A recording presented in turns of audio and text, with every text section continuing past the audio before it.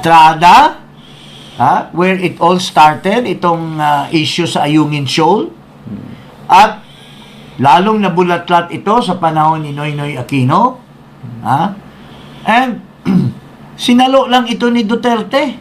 Ang dami pong mga dokumento, Mr. McCoy Jr.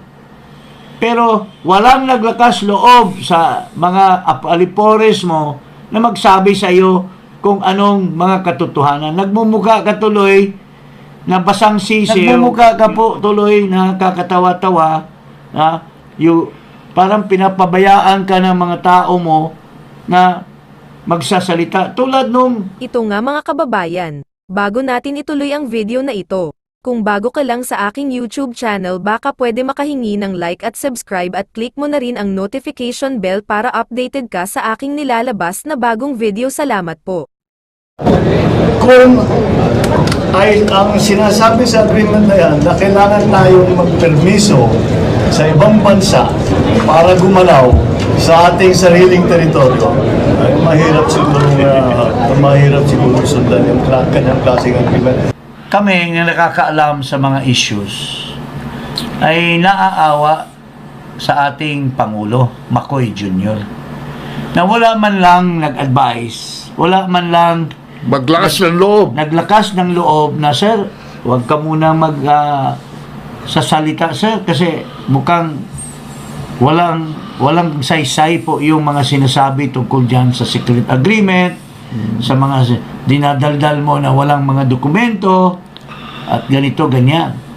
Unang-una, si Lorenzana nasa gobyerno ngayon ni Marcos, being the, I think, chairman ng BCDA. Kasama siya ni Duterte doon sa pag-uusap kay Xi Jinping.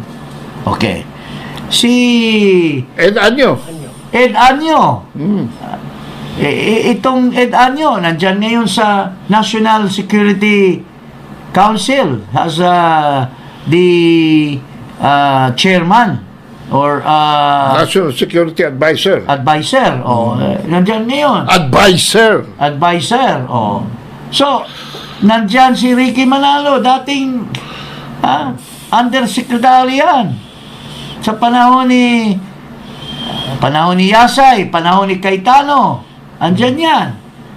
Itong issue about what we're talking about here, itong sinasabi nilang subject matter of Duterte and Xi Jinping, hindi ito sa panahon lamang ni Duterte, mga kababayan. This went previously pa, panahon ni Estrada, where it all started, itong issue sa Ayungin Shoal, at lalong nabulatlat ito sa panahon ni Noynoy Aquino, and sinalo lang ito ni Duterte, mga kababayan, kasi medyo nagkaroon ng hidwaan between China and the Philippines. Lumala yung hidwaan because of the tribunal, yung pagdala nila ng kaso sa tribunal, at doon nagkaroon ng malaking kasam between the relationship of the Philippines and China. Now, ang dami pong mga dokumento, Mr. McCoy Jr., pero walang naglakas loob sa mga alipores mo na magsabi sa iyo kung anong mga katotohanan. Nagmumukha ka tuloy na basang sisiw. You talk about secret deals, secret agreement. You talk about you don't know what's going on. There are no documents. Walang nagsasabi sa iyo. Tapos, ang pinapakinggan mo, yung mga chismoso na Hali Roque at sige Panelo, at doon ka nakikinig, imbis na magtanong ka kay Lorenzana, magtanong ka kay Gibo, pinadig up mo yung records ng Department of National Defense, kinakausap mo si Manalo kung what transpired during the visit of Duterte with Cayetano or with certain officials of DFA during the meeting with Xi Jinping. Ito po, nandyan po lahat. nagkaroon pa ng investigasyon, ng hearing ang Senado. Pwede kang kumuha ng record sa archives ng Senado kung anong nagkaroon ng hearing dyan. So, nagmumuka ka po tuloy na kakatawa-tawa na parang pinapabayaan ka ng mga tao mo na magsasalita. Tulad nung nagdadaldal ka doon sa the biggest drug haul. O, pinapabayaan ka, binigyan ka ng information na mali. 1.8 million tons. Or 1.8 tons. 1.8 tons. 13 billion yung Talaga. Tapos only for them to backtrack, but you have already got stuck in the mud by saying this, the biggest haul, we don't need to kill anybody, ganyan-ganyan. Well, Wala. in fact, wala ka pang kaalam-alam kung ano pong nangyayari. So, going back to this, Mr. Marcos, as early as kay Mr. Estrada, sinadya ni Mercado, the DND Secretary, na ilubog yang Ibahura yan. ibahura yang BRP Sierra Madre. BRP Sierra Madre. Then after that, nagiging conflict na yan ng Aquino government. Ito po, mayroon tayong dokumento na nagsasabi na since then, China was already trying to persuade the Philippines, trying to remind the Philippines na ayaw nila talagang pumayag dyan sa pagbahura noong barko na yan. Ito po, basahin natin ito, mga records ng Department of Foreign Affairs. Ito po dapat ang pagtuunan mo ng pansin, Marcos. Ito, basahin po natin itong tungkol sa this has been written in the column of Bobby Tiglao.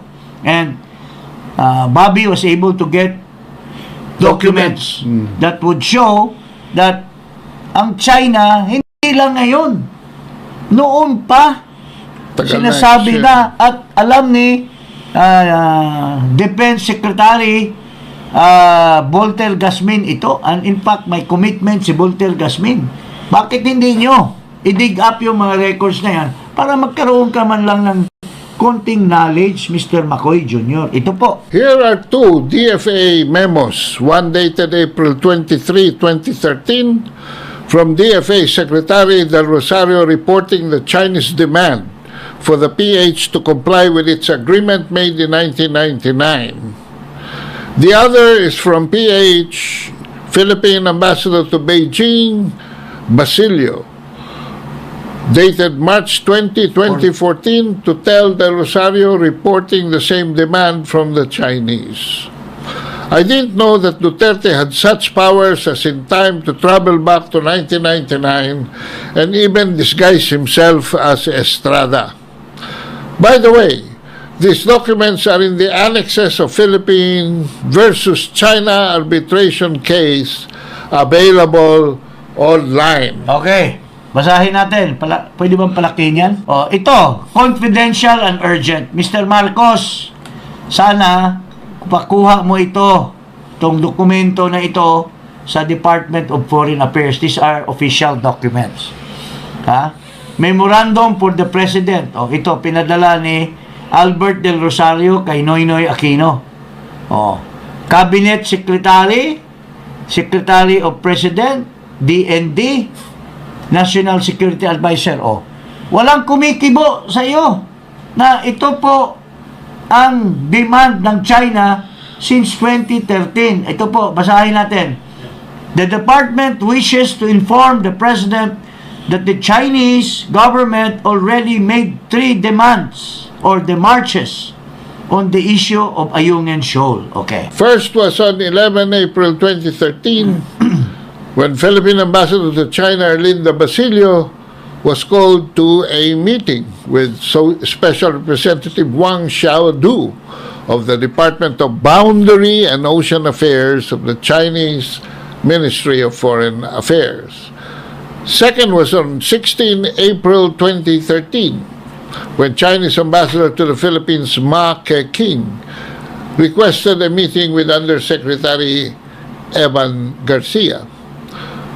Third was on 17 April 2013, during the courtesy call of Ambassador Basilio to Chinese Vice Foreign Minister Shang Yeshu. The Ayungin Shoal issue was one of the issues Vice Minister Shang raised with Ambassador Basilio. On the three occasions, the Chinese side said the Philippine Navy vessel BRP Sierra Madre, LST-57, on the pretext of being stranded, was illegally grounded on Second Thomas Shoal on May 7, 1999. The Chinese side claimed that the Philippine authorities promised China that they would immediately remove the stranded vessel, but they have not done so up to this day. The Chinese side highlighted that the Philippines has not honored the commitment.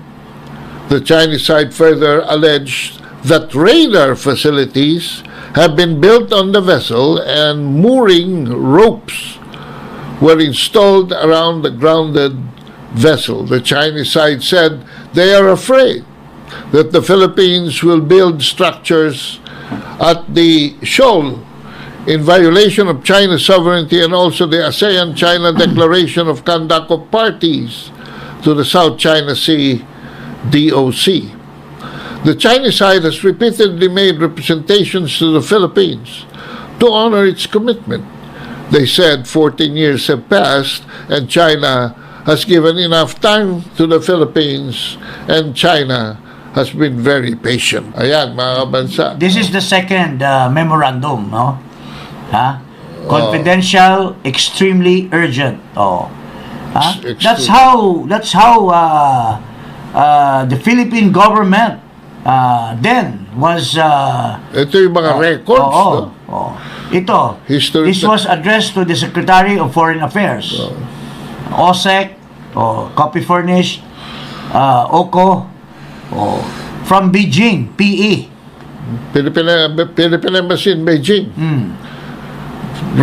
Chinese Ministry of Foreign Affairs representations on the Ayungin Shoal, March 7, 2014. So this is a reiteration of what we read earlier. Okay. The embassy was invited for a meeting this afternoon by the Department of Boundary and Ocean Affairs of the Chinese Foreign Ministry to discuss matters relating to Ayungin Shoal. Representative Xiao Jianguo met with Minister Evangeline Jimenez Docro, Third Secretaries Lily Cheng, and Nomer Ado. The following Hindi ikaw points... yan, ha? Ha? Hindi yan ikaw. Hindi ako yan. Wala na ako sa DFA noon. Okay. The following points were conveyed by Representative Xiao through an interpreter. A. The Chinese side heard that the Philippine plans to carry out large-scale construction in Ayungin Shoal, or Second Thomas Shoal, which is in Chinese Nansha Islands. Mr. Xiao referred to Ayungin by its Chinese name Rinai Reef throughout the meeting. So pag may na-mention pong Rinai Reef, Ayungin yun. China expresses grave concern and seeks some clarification. If this is true, he said, China opposes and resolutely objects such course of action. In 1999, the Philippines illegally ran aground a warship in Ayungin, and immediately China made representations and repeatedly made representations to the Philippines to tow away the ship as soon as possible. The Philippines promised China that it would tow away the ship, but it has not done so. The Philippines has no intention of removing this warship and even engaged in construction. The Philippines, quote, has failed on its promise and has engaged in constant illegal activities. Last year's piling and this year's planned construction and reinforcements are cases in point. Letter C. The Philippines has also distorted the fact, misguided the public, and covered up the truth. We believe such actions blatantly overturn the promise of the Philippines. The rhetoric and behavior of the Philippines is provocative to China's sovereignty and sovereign rights, and China will not tolerate such. It is also a severe violation of DOC. China has indisputable sovereignty over Nansha Islands and adjusted waters. D. The Chinese side is asking the Philippines to respect China's sovereignty and sovereign rights, tow away the grounded vessel, and put an end to any construction work or plans, and observe its commitments. China would never accept the Philippines occupying the Renai Reef under any circumstance or in any form. Letter E. If the Philippines chooses to ignore China's major concerns and resolute objections, insists on construction, this would severely violate China's sovereign rights, push China's bottom line, and severely undermine DOC, the peace and stability in the South China Seas. China will not sit idly by and tolerate. We will take resolute measures and actions. This will be further damage to relations. There will be. There will be further damage to relations. All consequences will be borne by the Philippine side. May record. Ha? Marcos, hindi ka nagtatanong, hindi ka nagbabasa. Bakit hindi alam ni Ricky Manalo ito? DFA ito. So, Ha? inaano mo si Duterte na may secret deal long before Duterte, mayroon na yan. Bakit hindi mo alam ito na ang China ay talagang nag-i-insist? Kaya nga, makikita mo dito, mga kababayan, noong 2014 pa lang, nag-aalboroto na ang China dyan. Kasi, sinasabi nga nila, nilubog. Nung panahon ni Estrada, yung BRP, Sierra Madre. Okay.